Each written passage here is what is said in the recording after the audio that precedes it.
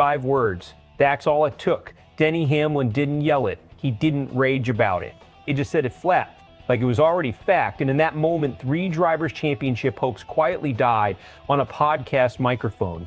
The field is the field. If you're a Ross Chastain fan, a Michael McDowell fan, or riding with Brad Keselowski this year, you need to hear exactly what Hamlin said next, because it's brutal and it might be right. Denny Hamlin leads the Cup Series by 68 points, 4 wins, 5 races left before the chase field locks in. On his show, Actions Detrimental, Hamlin went through the drivers hanging outside the top 16 one by one and delivered verdicts on their title chances. Ross Chastain, 45 points below the cut line. Michael McDowell, 32 points out, sitting 18th. Brad Keselowski, 58 points back. Hamlin's red on all 3. Time is up. This isn't just Hamlin running his mouth for content.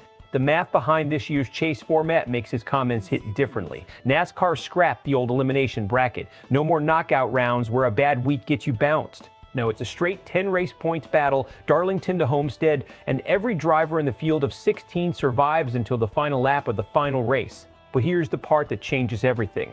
There are no automatic bids anymore. A regular season win used to punch your ticket into the playoffs no matter where you sat in points. Not this year. Now you have to be inside the top 16 on points, period. A win doesn't save you. Only your position does. That single rule change is why Chastain, McDowell, and Keselowski are suddenly staring down the clock instead of racing with any safety net. Let's start with Chastain, because Hamlin's comments on him are the most interesting of the 3. Hamlin didn't dismiss him outright. He admitted he keeps waiting for Chastain's team to break through. The talent conversation has been there all year. But admitting the talent is there and admitting the results aren't matching it are 2 different things. 45 points with 5 races to go isn't a crisis, it's a countdown. And in a format with no shortcuts back in, a countdown like that needs a win, not just steady points days. McDowell's situation is arguably more concerning because it's not a talent question, it's a consistency one. Spire Motorsports looked like they had turned a corner after his runner-up finish at Watkins Glen. That result should have been the spark that carried into the next few weeks. Instead, it was an isolated peak, not a trend line.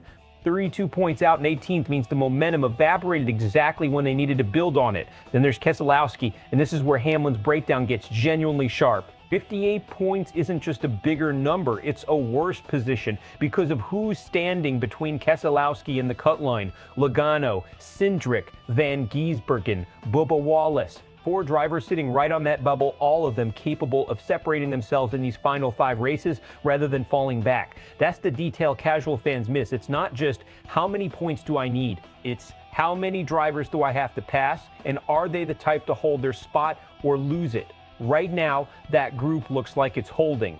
So is Hamlin being harsh or just honest? Look at the incentive structure of this new format. A win now pays 55 points instead of 40.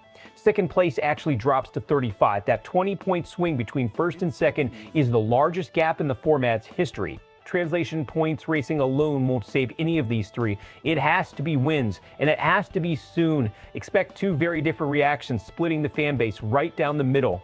Chastain and McDowell supporters are going to call this premature. 5 races is 5 races, and NASCAR has seen bigger comebacks than this. There's an argument that Hamlin, sitting comfortably 68 points clear at the top, doesn't have the same pressure clouding his read on drivers fighting from behind.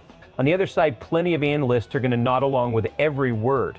Hamlin's been dead on with in-season predictions before, and the numbers he's citing aren't opinion. They're the actual gap to the cut line and the actual list of names blocking the door. Either way, this clip is going to be replayed every single week these 3 drivers fail to close the gap. Best case, one of these 3, most likely Chastain, given the talent Hamlin himself keeps acknowledging, catches fire in the next 5 weeks. A win, maybe 2, and suddenly the math flips. It happens. It's happened before under playoff adjacent pressure. If it's going to happen to anybody in this trio, smart money says it's him. Worst case, the bubble holds. Logano, Cindric, Van Gisbergen, and Wallace keep doing just enough to stay ahead. The gap never meaningfully closes, and Hamlin's 5 words age perfectly.